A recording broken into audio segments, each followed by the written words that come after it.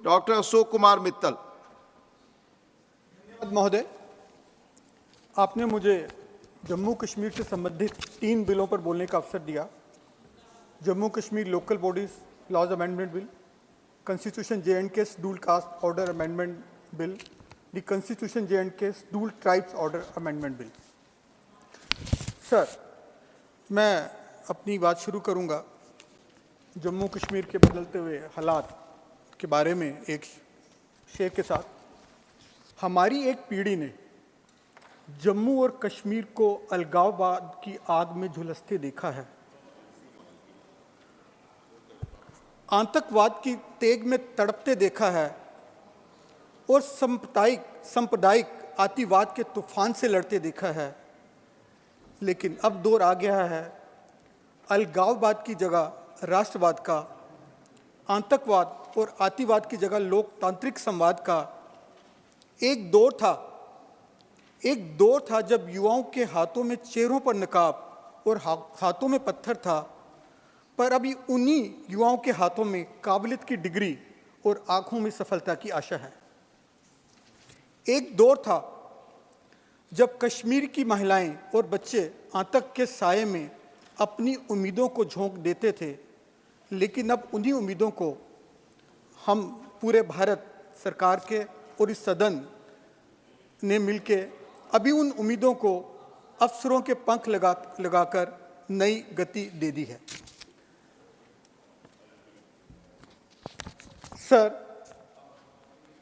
क्योंकि ये बिल हमारे लोकल बॉडीज में ओबीसी को आरक्षण देने की बात कर रहा है और कॉन्स्टिट्यूशन के थ्रू शेड्यूल कास्ट के कुछ कास्ट को आरक्षण देने की बात कर रहा है, शेड्यूल ट्राइब्स के कुछ कास्ट को आरक्षण देने की बात कर रहा है, तो मैं अपनी पार्टी की तरफ से इस बिल का पुरजोर समर्थन करता हूं।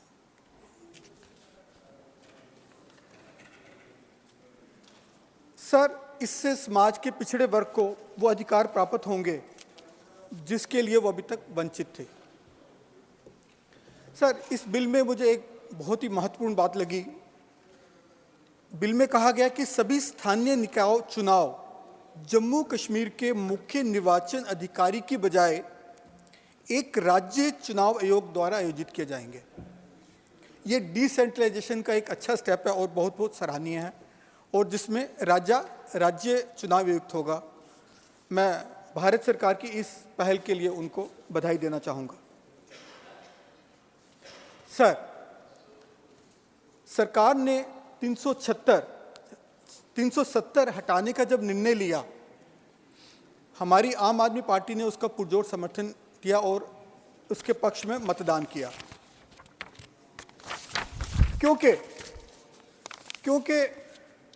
हमारी पार्टी को इस बात का संज्ञान था कि इस सब से जो आएंगे शैक्षणिक सुधार आएंगे, रोजगार के अवसर बढ़ेंगे, वहाँ उद्योग इंडस्ट्रियल विकास होगा, स्थानीय उत्पादों को बढ़ावा होगा और समाज कल्याण के भी बहुत मुद्दे हैं जो वहाँ के लोगों को मिल पाएंगे, पिछड़े समाज को मिल पाएंगे, दूसरे समाज को मिल पाएंगे। सर, उसी में हमें खुशी है, पूरे देश को खुशी है कि इन सब कदमों से वहाँ की हिंसक घटनाएं जो कि एक पैरामीटर होती हैं उसमें कमी हुई है। सर, 2004 और 2014 के बीच तक कुल 7217 घटनाएं हुई, लेकिन 2014 और 2023 में ये कम करके 2224 रह गई, यानी कि 69% कम हो गई। इसके लिए पूरा भारत बधाई का पात्र है। सर, वहाँ अच्छा माहौल बना और उसी अच्छे माहौल को देखते हुए भारत सरकार ने जम्मू कश्मीर में G20 का सफलतापूर्वक आयोजन किया। उसके लिए भी पूरा सदन बधाई का पात्र है। सर, जम्मू कश्मीर के आगे बढ़े और इसमें टूरिज़्म एक बेहतर रोल अदा कर सकता है और हमें खुशी है कि वहाँ 2 करोड़ से भी ज़्यादा पर्यटक वहाँ पहुँचे हैं, जिससे वहाँ के लोकल लोगों को पैसा मिल रहा है और शेड्यूल कास्ट को, छोटे तबकों को अपनी रोजी रोटी कमाने के और अवसर पैदा हो रहे हैं और वहाँ की जीडीपी भी 8% पर ग्रो कर रही है। इसके लिए भी हमें सराहना करनी चाहिए। सर, ये कुछ अच्छे कदम हैं जो वहाँ की सरकार ने लिए, भारत सरकार ने लिए, लेकिन मैं थोड़े से बातों पे इस सदन का और सरकार का संज्ञान खींचना चाहूँगा। सर, वहाँ पर कैपिटा इनकम 1,70,000 है, जो कि हमारे देश की नेशनल एवरेज 1,97,000 से कम है। इन्फ्लेशन भी वहाँ 6.9% है, जो थोड़ी भारत की एवरेज से ज़्यादा है। सर, सरकार ने जम्मू कश्मीर के लिए एक इंडस्ट्रियल पॉलिसी बनाई थी, जिसमें 42 सेक्टर में 85,000 करोड़ के निवेश लाने का बारे में सोचा गया था। लेकिन सर, अभी तक सिर्फ 414 यूनिट्स आए हैं और जिसमें सिर्फ 2500 करोड़ का निवेश आया है। पर वहाँ बहुत पोटेंशियल है, जम्मू कश्मीर में बहुत पोटेंशियल है। मैं सरकार से निवेदन करूँगा कि इसके बारे में थोड़ा सा ध्यान दें और संज्ञान लें इसका। सर, जम्मू कश्मीर में नदियाँ बहती हैं तो वहाँ हाइडल पावर का बहुत पोटेंशियल है, लेकिन 2023 की कैग रिपोर्ट के मुताबिक 1725 मेगावाट के 374 प्रोजेक्ट्स में से सिर्फ 10 प्रोजेक्ट शुरू हुए हैं और इन प्रोजेक्ट्स की शुरू करने में भी 4 साल से 7 साल की देरी हुई है, जिससे एक तरफ इसकी कीमत बढ़ जाती है प्रोजेक्ट की, दूसरी तरफ एक जो अच्छी अपॉर्चुनिटी है वो हम लूज़ कर जाते हैं।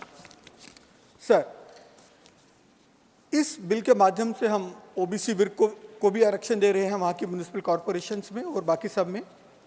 और हम जानते हैं कि हमारे देश की आबादी का तकरीबन आधा हिस्सा ओबीसी है, लेकिन उसके लिए एक डेडिकेटेड मंत्रालय नहीं है। तो मैं भारत सरकार से निवेदन करूँगा कि उसके बारे में विचार करें। सर, मैं अपनी बात इन तीनों बिलों का समर्थन करते हुए अपनी बात एक छोटी सी पंक्तियों से ख़त्म करना चाहूँगा।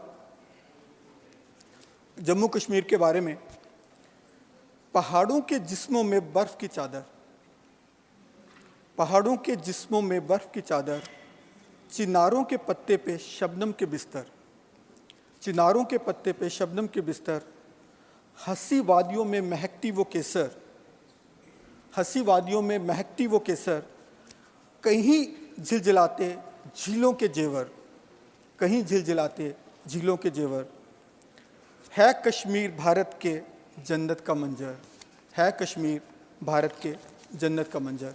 धन्यवाद बहुत। धन्यवाद डॉक्टर सुकुमार मित्तल जी।